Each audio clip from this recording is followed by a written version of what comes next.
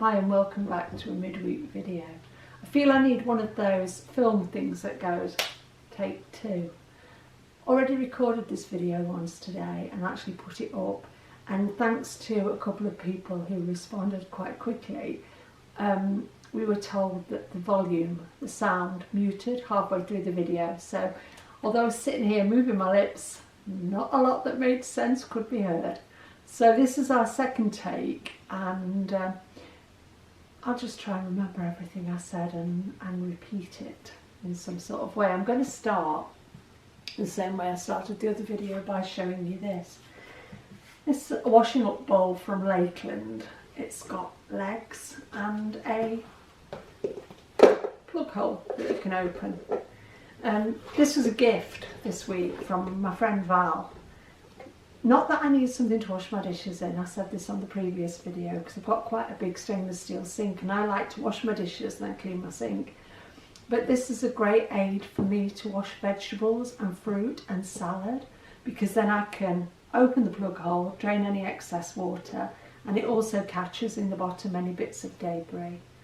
So she knows what I'm like, she knows me about as well as I know myself, and thought this would prove really useful for me. These are from Lakeland, but you can buy them on Amazon. This one, the grey one, which matches my kitchen, is about £20. My mum has a white and green one, which is about £30. That's actually quite nice and bright and cheery, but my kitchen is black and grey. So yeah, I just wanted to bring that to you in case anybody else found it as useful as I do. Thanks. I feel like deja vu. I had a couple of communications this week. One was a text from a friend that I've made via YouTube, and one was an email from a lady I've not heard from before, but it was really pleasant.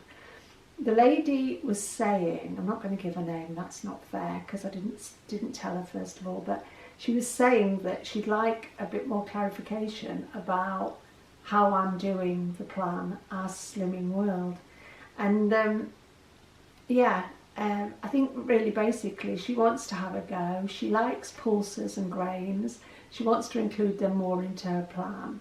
But I think just basically a bit of reassurance that this is genuinely Slimming World and not Jane Day's version of Slimming World. Because as my friend who texted me pointed out, I had said in my last but one video that I used to do my own version of the plan.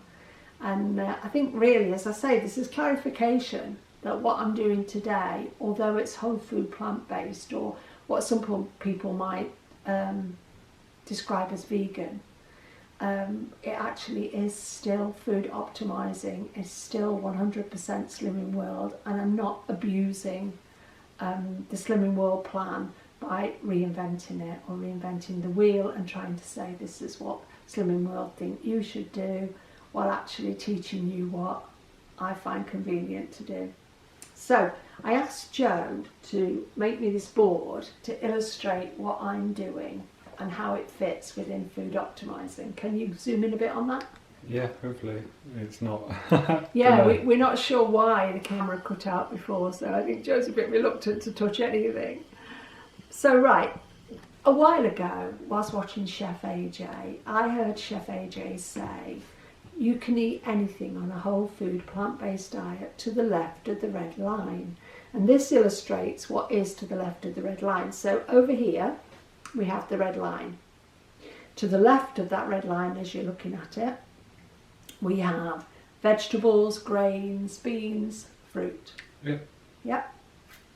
Below that, in brackets, it says free and speed foods. So all of those things, the vegetables, the grains, with the exception of porridge oats and probably one or two others you need to check in your book, but rice and wholemeal pasta and stuff like that, that all falls quite happily within the Slimming World plan. The idea of why some of it is speed and some of it is free with regard to the fruit and the veg is about calorie density. So the lower the calorie density of a vegetable, the more likely it is to be speed. So you look at things like cabbage, cauliflower, broccoli, tender stem, Brussels sprouts, carrots, butternut squash, green beans, mange tout, sugar snap peas, kale, baby kale, all the different lettuce leaves and everything. They're all speed because they're low calorie density. Then you look at some of the fruit, some of the veg that are higher calorie density. Fill me in here, Joe, because With veg that are higher, probably Yeah. like butternut squash, beetroot. oh, I thought butternut squash was speed. It is speed. Oh, No, sorry, I you want mean the ones free. that are higher, that are free, higher calorie density. Parsnip. Parsnip, yeah. Swede? Sweet corn. Sweet corn. I think Swede is speed. Sweet corn, but not baby corn. Corn on the cob is free. But you know, if you do Slimming World, you know what's what, don't you? I don't worry so much about things like that these days. I just eat the fruit and the veg. So the lower the calorie density, the more likelihood that they're going to be speed. The higher the calorie density, and even having said that, most fruit and veg is not high calorie. But the higher the calorie density, then you're leaning towards free food. The same applies with your fruit. The lower the calories, the more likely it is to be speed. So your higher calories, your things like your cherries, your grapes, your pineapple, stuff like that, that's just free. But we know how to work that out. So within the plan, with the food optimizing plan, we have our proteins, we have our speed, we have our free. My proteins would be things like beans, legumes, lentils. So I would use those to replace the meat and fish you might choose to have on your plate. Then we move on to our healthy extras. We have our healthy extra A choices to make sure that we're getting enough calcium. That's Slimming World's explanation, not mine. Okay? So milk from the cow has calcium in it. But also the kind of milk I drink, the nut milks, are usually fortified with calcium. A lot of the plants that I eat, a lot of the vegetables I eat will be reasonably high in calcium. So you don't have to get your calcium from dairy. If you don't want to use animal dairy, whether that's cow, sheep, goat, buffalo, whatever, you can get calcium from other sources. So you can read up on that. That's your healthy extra A choice. Your healthy extra B choice, Slimming World's description, not mine, is this is where you get your fibre. I would say I get the majority of my fibre again from fruit and veg and grains and pulses. But if you're not eating a lot of those things, and believe me, I can see quite a few people who will do Slimming World and eat very minimal fruit and veg and eat very minimal grains, but probably eat a lot of pasta, which is refined carbohydrates, not complex carbohydrates. But anyway, that's probably a whole other story. So you use your B choice to get your fibres, or to make sure you're getting at least a minimal amount of fibre. So for me, that would be porridge oats, porridge oat groats, things like that. Seeds, I use hemp hearts, chia seeds, linseeds, flax seeds, which we mill. I would use those under my B choice. Under my A choice, I would use nut milk, unsweetened nut milks. There's quite a lot that you can have on there. You can look for them and it'll give you choices. Some people would choose to have as their A choice vegan cheese. I don't eat vegan cheese, so but it's an option for people to have. And then also, as it says down here, so you've got your 2 A choices, your 1 B choice, and 5 to 15 sins. And I use my sins within my meals and as savvy as possible. So I'm not using my sins to eat like dairy-free chocolate and crisps and things like that. I'm using mine on nutritional yeast, on linseed, on hemp hearts, that kind of thing. And I would average probably 7 or 8 a day, 6 times a week, maybe one day I might have a few more. But all of that constitutes food optimizing on the extra easy plan. So that's me for the second time today, and probably not as well as I did it the first time, illustrating to the 2 ladies who asked exactly how what I describe as the way I eat on this plan fits within food optimizing, extra easy, SW. And for anybody watching this who doesn't live in this country, and you hear these like, what on earth is SW, what's EE, what's food optimizing? It's just the way we eat to make sure we're getting a balanced diet while losing weight. If you're interested in looking for any other Slimming World vloggers, because this is not a subject that comes natural to you, there are quite a few around. If you put in Slimming World, you can check out some other people. But for me, being plant-based is possibly the easiest, I'll put this down now, it's possibly the easiest way I've ever worked the Slimming World plan. It's possibly the most filling way I've ever worked the Slimming World plan. And is also possibly the most variety I've ever eaten in the Slimming World plan. Mum was saying to me the other day, don't you find actually being whole food plant-based quite limiting? And no, it's not. I'm eating so much stuff on the plan that I wouldn't have eaten when I was eating meat, because I always focused my plan, well, basically around the protein. So for snacks and things, it would have been open a pack of cooked meat, hard boil some eggs, have a lump of cheese, all those things. And then within a fortnight, I was bored sick with that, because I'm not a person who can eat endless boiled eggs. I never liked them that much. If I did it 2 days running, by day 3, there would be a bowl of hard-boiled eggs in the fridge that I threw away a week later. And I've never been a great one for eating a lot of meat anyway. So snacking on packs of meat that I always thought should be something that should be on the plate with salad or vegetables or something, snacking on like slices of cooked meat never really came naturally to me. So within very few days, I was actually like, oh God, have I got to eat more of that? And if I'm doing a plan and eating food that I'm not really enjoying, I'm not going to do it for very long, because I lose my taste for it, and then I'll start skipping meals, and then I don't want to have that for my tea. I want something different, and then my mind starts wandering elsewhere and I start to mess up. So to answer those two ladies, I hope that illustrates why I do it the way I do and why that actually sits well with Slimming World. The other thing I want to bring to you today is a leaflet that I actually got from my Slimming World consultant, Naomi, and it illustrates what Slimming World recommend for vegans. And I'm using that vegan word because most people would know what a vegan was, whereas they wouldn't necessarily know. Whole food plant-based is the same thing as being a vegan without the junk, basically. You eat what comes naturally from a plant, off a tree, from a bush, grows underground, whatever. You don't eat the refined foods that come from those. So when I'd say, I eat potatoes, I eat sweet potatoes, in Asda they might sell a bag of sweet potato crisps. I wouldn't eat those because that's processed sweet potato, so I don't eat processed food. You might say, oh, but a cake that's labelled vegan is made from sugar, and it's made from flour, and it's made from non-dairy fat and everything, but it's made from processed things, so I choose not to. And I think for me that's giving me some protection at the moment from just eating junk. So dairy-free chocolate is fine if you're a vegan. It's not for me, it didn't grow on a tree. And again, that gives me an element of protection from myself, from my triggers.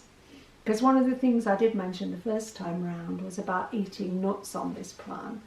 If you're on a weight loss journey, you can limit your nuts by using a healthy B choice for nuts.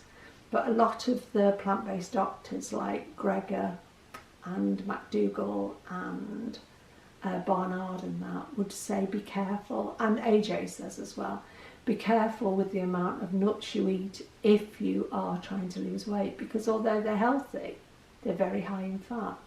So for me, if I wasn't having nuts as a healthy extra B choice, which I don't at the moment even though I'm eating seeds, the reason I don't is because for me they're a massive trigger food. I couldn't eat 2 Brazil nuts, I'd want to eat 2 pounds of them. I couldn't throw 3 walnuts into my salad at lunchtime or my rice salad at lunchtime because I just want to go back for more. And I know myself well enough now to say, Jane, just don't go there, it's not worth it. It's always the start of a slippery slope for me. And until I can master that, or get over myself, then I'm better off not doing it.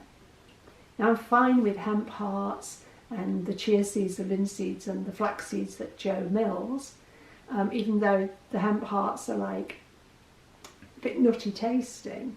Because they're small and I sprinkle them on my porridge or whatever, I don't go back for more.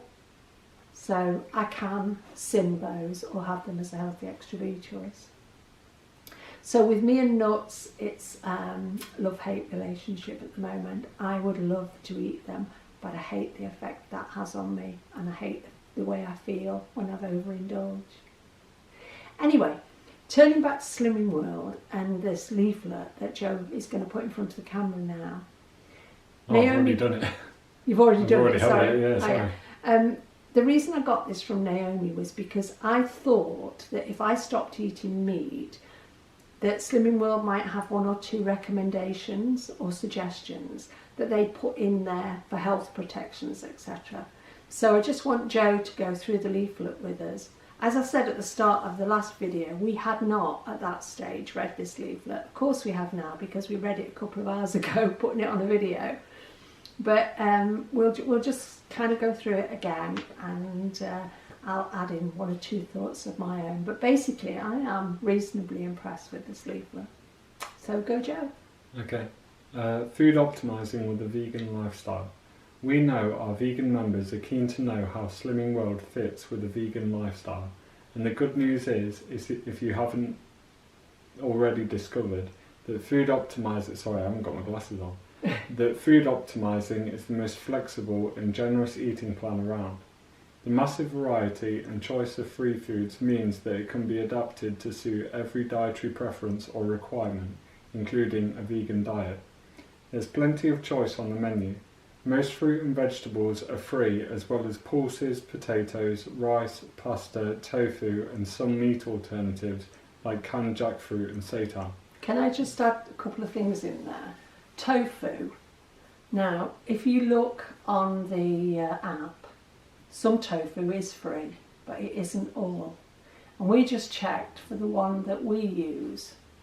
I can't remember, that one wasn't free, was it? There was a cauldron smoked one, which wasn't. We looked at smoked tofu. Yeah, we were looking at smoked tofu and some of the plain ones as well. The one that we use is cauldron, and I think the cauldron smoked one, lightly smoked, or there was an organic one that we were looking at, 3.5 sins. So you've got to be aware, check the brand you buy before you assume it's free, because we've fallen foul of things like that before. Tempeh, which we've got some in our freezer, is generally not free. Yeah, my other thing about the Quorn, which it probably says in the leaflet anyway, not all Quorn is vegan, some has egg white in it. So all of these things, don't just assume because it says vegan or it says whole food plant-based that it will be free, because a lot of these foods still have hidden oils. So yeah. Oh, and seitan. I don't know how you say it. Seitan. I asked you to say in the first video, what is it made from? Wheat gluten. Wheat gluten. So if you are gluten-free, like Joe is, can't have it. But I know a lot of people can be very inventful. Mariah is very inventful with seitan, whatever it's called. Right, okay. Carry on, Joe. Plus you can enjoy wholemeal bread, high fibre cereal, soya drinks and some vegan cheeses, as well as nuts and seeds as healthy extra choices. For more information, visit Lifeline online and search vegan for the Food Optimising with a Vegan Diet article, which includes a 7-day menu and a success story from one of our vegan members. The Vegan Society also has more information about enjoying a healthy vegan diet. Visit their website at vegansociety.com. So, That's and then it's got like a little... to encourage that. Yeah, and then it's got like a little success story here. It says, all the plant-based ingredients that form a big part of a vegan diet, pulses, vegetables, fruits, potatoes, pasta and rice, are free food, and I can have seeds, nuts and almond milk as healthy extras. Mealtimes got even more interesting once I got to know my herbs and spices. Every time my kitchen starts to fill with its amazing aromas. I wonder why I waited so long to combine the 2 ways of eating that mean so much to me. Thanks to food optimising and veganism, I feel better than ever. And that was Flo Harper, who's lost 3 stone 3.5 pounds with the support of her friends at the Sponding Group in Derbyshire. So, a vegan food optimising menu. Here's how a vegan diet can fit into a typical extra easy day. You'll never believe you're slimming. So breakfast, overnight oats.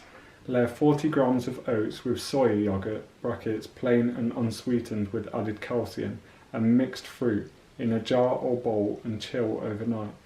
In the morning, mix it all together and top with more fruit if you fancy. Lunch.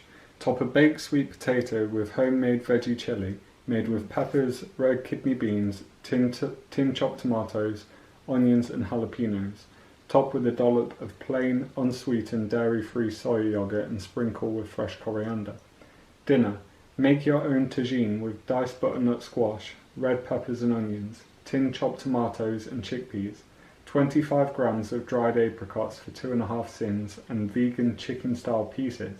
Stir in cumin, chilli and garlic to taste and serve with whole wheat couscous or rice and a crisp salad. As snacks, desserts or as part of your meals, fresh fruit and vegetable sticks, 400 millilitres of unsweetened calcium-fortified plain soya drink for hot drinks, 40 gram serving of cocoa dairy-free alternative to cheddar or a 40 gram serving of Dyer medium cheddar style farmhouse block, 25 grams bag of air popped popcorn for 5.5 cents, 25 grams of dairy-free chocolate for 7 cents. And then on the back it says, the Vegan Society offers guidance to help you get the most out of a vegan lifestyle, and here's how food optimizing fits to help you achieve your dream weight too. Eat a variety of fruits and vegetables. It's easy when you're food optimizing because most fresh and frozen fruit and veg are free food. Choose higher fibre starchy foods such as sweet potato, even better if the skins are left on, whole wheat pasta and brown rice, all free food, plus oats and wholemeal bread which are healthy extra B choices. Include good sources of protein in most meals. Look out for the protein-rich, pea-free foods in your food optimizing book, including beans, lentils, chickpeas, plain tofu, vegan corn and seitan. Other sources of protein include healthy extras like soya milk and peanuts. Eat nuts and seeds regularly. Many are healthy extra B choices and can be counted as sins. Eat calcium-rich foods daily. Look out for the C symbol in your food optimizing book and opt for calcium-fortified options of milk, yogurt and cheese alternatives where you can. Include small amounts of unsaturated fat. Food optimizing naturally helps you reduce your fat intake, particularly saturated fats. Can I just add something there? Something that surprised me a couple of weeks ago, and I might have mentioned it on my video, but coconut oil is 90% saturated fat. I didn't know that. I really didn't know that. So I think when they say about, adding healthy fats, that if you were a vegan, that might be one of the oils you would go for cooking. But what we found since we stopped eating oil is sautéing with a bit of water or a bit of vegetable stock is just as effective as using spray oils, which you can get a bit carried away with. And I just felt like I wanted to add that in. Yeah, a lot of the vegan cheeses are made with coconut oil. Yeah, that's surprising because that one, the first one, the cocoa one that you listed there, I've tried that one and I didn't like it. I'm a bit like, if I wanted to eat cheese, because I'm doing this for health, the reason I eat the way I eat is predominantly for health. The animals benefit, but I didn't do it for ethical reasons. If I wanted to eat cheese, I would eat the best cheese I could afford for the quantity I'm allowed. Like I like a Stilton, or I like a good cheddar or whatever, a camembert or something. I'm not going to eat something that isn't like cheese enough for me to bother. I like nutritional yeast, and a lot of people, I sprinkle it on things, and a lot of people would say, oh, it's just like cheese.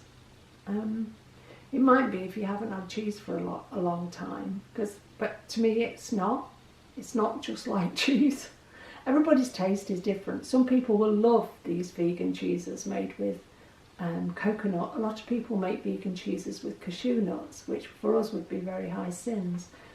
But I'm trying to only eat food I really, really enjoy and would want to have again, not something that I'm thinking, God, that would be lovely if only it tasted like cheese. But be aware of things like that. So you know that some of these vegan cheeses which you might be choosing to sin are just made of like coconut oil, which is a saturated fat. And if you're doing it for health reasons, i.e. you want to lower your blood pressure and your cholesterol, maybe saturated fat's not the best way to go. Yeah, sorry, had you finished the leaflet? Was there more? Oh no, there's still more. Include small amounts of unsaturated fat.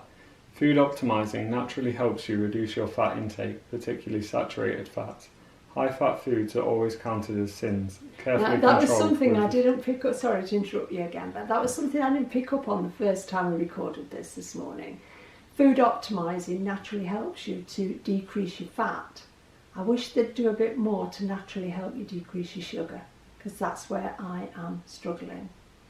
I think decreasing the fat in your diet is so much easier than getting rid of hidden sugars and excess sugars, because for me, sticking with the sweet taste of food just keeps me in the pleasure trap. It just doesn't help me to, what's that thing when they call it, when you change your diet and you actually go over to eating more the way we're eating, you can neuroadapt.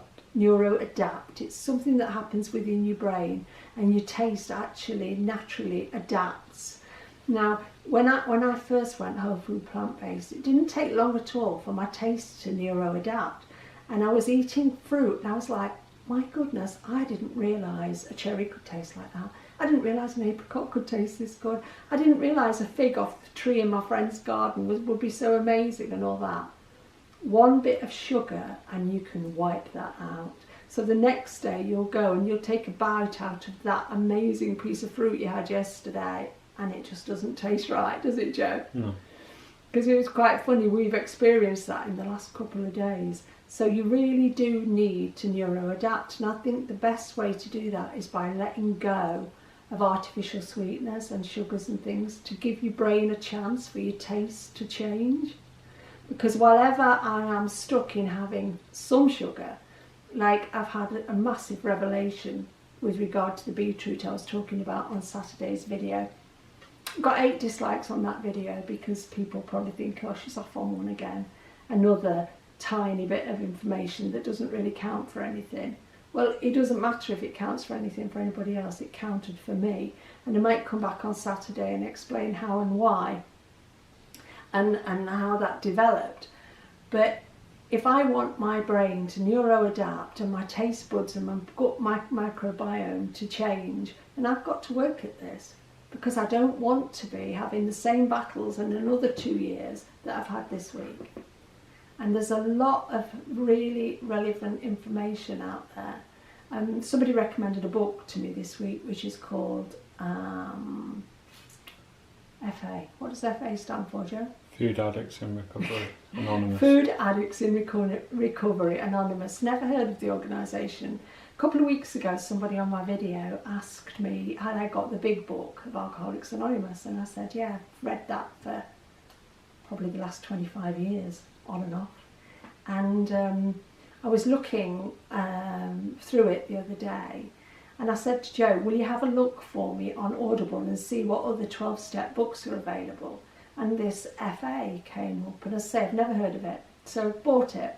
There's a lot of success stories in there from food addicts and 12-step recovery and everything, and it is interesting. I think they were founded in '87, but I'm reading some of the stories, like lying in bed at night, and the number of people over and over again who fall into the sugar trap, and I'm like, that's me, it's sugar again. So with Slimming World, I'm really impressed that they teach us how to lower our fat levels, but I wish we could do a little more towards lowering the sugar levels, because as we move into a more processed world, the sugars are just going up, and we're battling against that. Some of us are battling against that. Sorry, Joe, I'm off again. Okay. High-fat foods are always counted as sins, carefully controlled within your daily maximum, and you're likely to find yourself using healthier cooking methods such as grilling, steaming or baking instead of frying. While food optimizing helps you to enjoy a healthy, balanced diet, there are a few nutrients that are vital for overall good health. Because these are predominantly found in dairy, fish or meat, they will need extra consideration if you're following a vegan diet. The Vegan Society recommends that you include a reliable source of vitamin B12 from fortified foods or a supplement. Ensure you have a good intake of iodine, potentially from a supplement. Consider choosing an omega-3 supplement such as those containing microalgae, particularly if you're pregnant or breastfeeding. Can I just touch on those? Yeah. So the B12 comes from the earth. It's a micro mineral type thing. But years ago we used to play in the muck, didn't we? Your mum would say, "Oh, go out and play," and we'd go and play in the muck, and we'd play marbles, or we'd be racing around and rolling around. And Isn't it like a bacteria? Yeah, that's the word I was looking for. Like a microbe? Yeah, bacteria. So we'd be playing down the woods, or we'd be building rafts and jumping in and out the river, and all the things we did back then. Nowadays we live in a much more sort of cleansed world. You know, everything's anti-backed, and especially with things like the way they are at the moment, we're all leaning towards anti-backing everything. So our kids and ourselves, we don't pick up the bits of bacteria that we used to, but the animals pick it up. So they're grazing on the grass or whatever, and it gets into their meat because they're eating it or eating around it, and then we eat the meat, so we take it in that way. Well, if we don't eat animals, we don't get it. So we need to take a supplement, but be wary about the supplements you buy. Don't just go for the cheapest, because there have been tests done on a lot of these supplements, and some of them don't contain anything that they claim to contain. So go to a reliable source. That's what I'm trying to say. So you need B12 as a vegan. D3 is that we have, vitamin D3. Yeah. If we're out and about, which we are every day at some point, we get some from the sunshine. If we're in the autumn and winter, we probably don't get as much as we need. So that's another one to supplement. And iodine, or iodine. We have pink Himalayan salt that's fortified with iodine because it's good for your thyroid. So yeah, there is good health advice out there with regard to these things, and you'll find all of that at the Vegan Society. Okay? Yeah. Oh, and also seaweed for the iodine. Oh, seaweed. We have dulse from Cornwall or nori, because iodine's in that as well. Mm-hmm. So, the last page, frequently asked questions. Which vegan products are free foods? Vegan corn, tofu, canned jackfruit and seitan are all free foods, and you'll find more details in the meat replacement section of your food optimizing book. Can I also encourage people to look more at grains, because we eat organic brown basmati rice and we love it. We eat millet, quinoa, buckwheat, things like that. There is more to life than couscous and pasta, because I learnt along this journey that couscous is pasta. I thought it was a grain. It's important, I think, again, to get variety into your plan.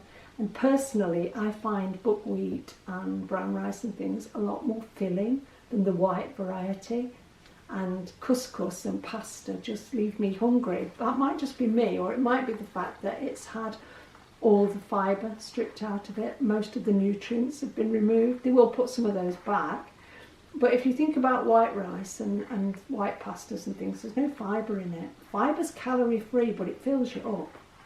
So if I could encourage people to just look a bit more at grains and move beyond just the white rice and the pasta. Yeah, like quinoa is really high in protein. Yeah. And it's a complete protein as well. It's got all the essential amino acids. Yeah. And it's just play around And with them. broccoli's got a surprising amount. I think it's one of those things like it's higher than beef per 100 grams in protein. Yeah. But just play around with some of these foods. You know, it's not surprising to me that some people don't ever eat any fresh vegetables, because, you know, you get into the habit of buying frozen stuff, which everybody will tell you is great. But I've got friends who've bought frozen broccoli and cooked it and then said, I really don't like broccoli. But you serve them some fresh broccoli or broccoli salad, they do. I mean, I wouldn't buy frozen broccoli. I don't like frozen broccoli. I don't like frozen cauliflower. And yet this morning for my breakfast, I literally ate half a cauliflower, a load of sweet potato, and a good portion of 4 different beans. I could eat literally a whole cauliflower. I love cauliflower. But you give me frozen cauliflower, no, it's waterlogged. Don't like it. Don't like frozen green beans. I don't like frozen veg. I'm just... My mother would say you're ungrateful. I'm not ungrateful, I just don't eat things I don't like. And there's a massive difference. If you can only get frozen because you're not fortunate, we live within 3 minutes of a hypermarket. If you can only get frozen because you can only shop periodically, I mean, we can shop every day if we want to. But I find a massive, massive difference between these things. Like, I mean, can anybody tell me, is a tinned carrot really related to a fresh one? I can't eat tinned vegetables, and when people rave on here about tinned new potatoes, I think, Jesus, have they never tasted a Jersey Royal? There's no comparison. The taste isn't the same, the texture's not the same, and then you might talk about putting them in your active fry for 45 minutes with some fry light. Good God, they're already cooked. I just don't get that kind of food, because food can taste amazing if it's fresh and lightly steamed and flavoured and that. But taking some potatoes that don't even resemble potatoes out of a tin and then putting them into an active fry for 3/4 of an hour when they're already cooked is like, I'm sorry, but what are you trying to reinvent? You know, if you want some fried potatoes with your breakfast, then buy some bloody potatoes, cook them, slice them, fry them and eat them properly, because that's not good food. I mean, I'm going to get some dislikes for this and pass care in. Think about what you put into your body, because what you put into your body becomes you. What I eat today will make good skin, will make my hair grow, will make my nails grow, affects my blood. What's the video you watch where they show the blood? Oh, was it that Game Changers documentary? Joe actually showed them doing this test with blood, and they show you what happens to the blood of somebody who's just eaten a whole load of fat, and it literally turns their blood to like... just like viscous and like thick. Yeah, but that's what food does to us. Hippocrates, the master, the father of medicine, said, let your food be your medicine. And it is. Whatever you eat, it will reflect in your body somewhere. It will give you inflammation in your joints, it'll give you a headache, it'll give you IBS. All these things, all of those things are down to what we eat. And I'm prepared to sit here and say that all of those things are down to what we eat. You know? So think about it. I'm not asking everybody to go vegan. It doesn't have any effect on me at all how much meat other people eat. I'm not an ethical vegan. I'm a whole food, plant-based person who is trying to do something about the state of my own health. I'm 64 very soon. I don't take any medicines, and I haven't done for 4.5 years. But that has been because of losing the weight. But I need to keep that going, because I don't think there are many people in their 60s, 70s and 80s who aren't on at least one medication, and some people will be on several. Anyway, was there anything else on that leaflet? Yeah, I only got about a sentence from the last time you paused me. We're not running out of time now, are we? No, I think we've got to run a bit over. Tempeh products have a sin value. That was the end of our first question. So, yeah.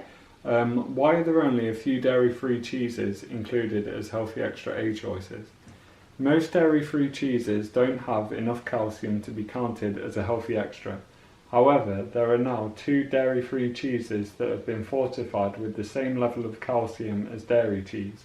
You can enjoy a 40-gram serving of cocoa dairy-free alternative to cheddar, or a 40-gram serving of Dyer medium cheddar-style farmhouse block as the healthy extra A choice. Are there any dairy-free yogurt alternatives that are free food? Yes. Soya yogurt, plain and unsweetened with added calcium, is a free food. For other varieties, please check the food search online or on the app. How does nutritional yeast fit into food optimizing? Nutritional yeast has a sin value of 1 sin per level tablespoon. It can be used to enhance the flavour of food and support intake of B vitamins. Yeah, not all nutritional yeast is fortified with B12. You have to read the tub that you buy, but some of it is. And finally, can aquafaba be used as an egg replacement? Aquafaba, which is the liquid drained from tins of pulses in water, usually chickpeas, is a free food when used as an egg replacement. The other thing to be aware of there is when you buy tinned beans, some of them have got a lot of added salt. So maybe if you were going to use the aquafaba, you might want to use it from the ones that didn't have a lot of salt. And I've seen people on some of the American channels who actually save that liquid and freeze it so they can bring it out when they want to make things like vegan cream whip things and what have you. We cook our own beans, but we've never saved the water yet. We might try it one day, but we don't really need an egg replacement for the kind of food we eat, do we? No. So has that done it? Yep. Right, so this video has actually come out quite different to the first one. Not much shorter, and a few different points I've made there. But yep, I didn't expect to have to record it twice today, but hey ho, that's life. So we're off now, and we will be back on Saturday. Take care, stay safe, and we'll see you then. Bye.